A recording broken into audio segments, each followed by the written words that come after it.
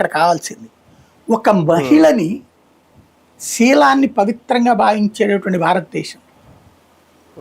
ఇంకొకటి ఒక మహిళని దుర్భాషలాడకూడదు అనేటటువంటి సిచ్యుయేషన్లో మహిళ గురించి మనం ఎంత నీచంగా మాట్లాడుకుంటున్నాం.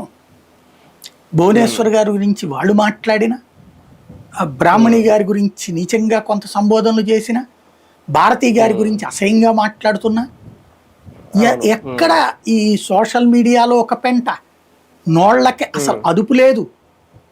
చివరికి నాయకుల యొక్క భార్యలు అవమానకరమైనటువంటి మాటలు భరించాల్సిన పరిస్థితి వస్తుంది.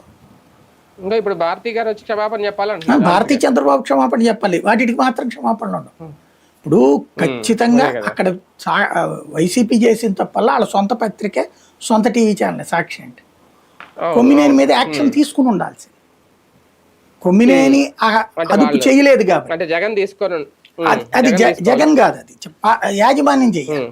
అది చేస్తుంటే జగన్ కి మైనస్ ఉండేది కాదు.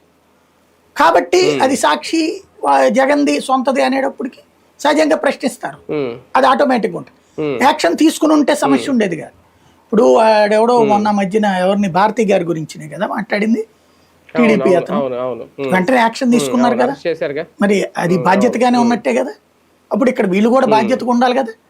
పైగా అతన్ని అరెస్ట్ చేస్తున్నప్పుడు అదేదో ఇది చేసినట్టుగా, ఆయన అన్యాయంగా అరెస్ట్ చేస్తున్నారు అన్నట్టుగా సాక్షి అక్కడ ప్రజెంట్ చేయడం ఎంతవరకు రైట్? అప్పుడు అదే కదా, నువ్వు రిగ్రెట్ చూపించాల్సిన చోటన మళ్ళీ నువ్వు నెత్తినేసుకుంటున్నావు. ఇప్పుడు ఆ కొమ్మినేని వల్ల 4 ఓట్లు ఏమన్నా వస్తాయి?